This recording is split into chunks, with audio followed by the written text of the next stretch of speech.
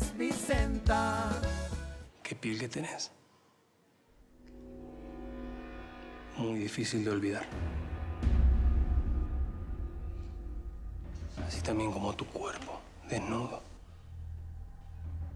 ¿Sabes las veces que fantaseé con eso?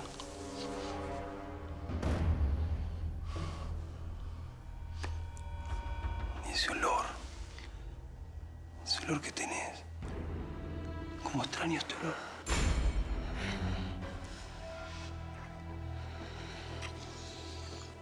Como tu pelo. Te dije que una de las cosas que más me calienta de vos es el pelo. Y esos pechos perfectos también.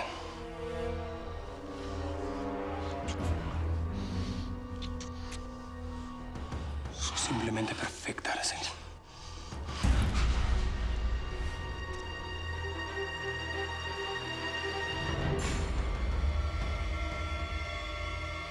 Es Vicenta. Mil gracias por seguirnos en YouTube.